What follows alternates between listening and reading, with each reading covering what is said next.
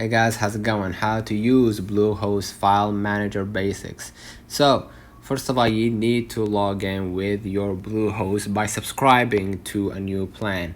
By click Get Started, and of course select your plan and see the features that supports the things that you will need for your new website. And after you selected the plan and added your domain name and bought the domain, what you're gonna do, you're gonna see the dashboard just like this, right? In the Bluehost main dashboard, you're gonna see on the left side home, domain name, Google Workspace, and hosting. And click hosting, and under the quick links right here, find the file manager under the C panel, right? And basically a file manager is a file that you can create, edit, and locate. So once you're logged into your account and access the file manager, follow the next step. You can create a file, right?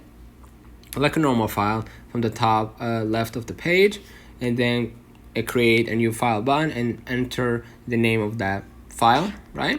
And after creating a folder, you're gonna be able right here, basically after creating a file, you're gonna be able to click create a new file, and that file will be accessed. You're gonna be able to see it here in this section, right?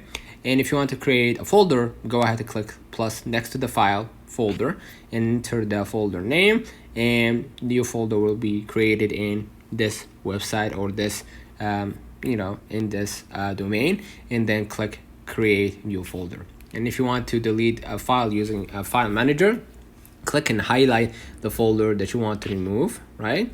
And using in the file listing on your file manager, from the toolbar, just click the delete button, right, by clicking your right mouse, and on the pop-up window an option says skip the trash and permanently delete the files. If you leave the checkbox unchecked, you can view and restore your deleted file under the view trash in the toolbar.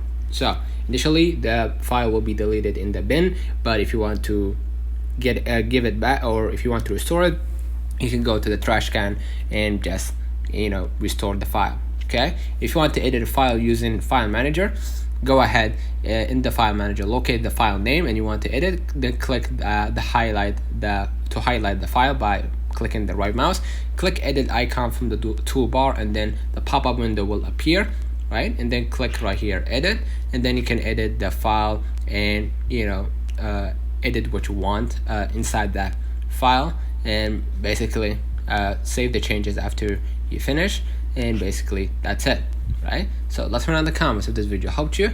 Don't forget to like and subscribe, and thank you for watching.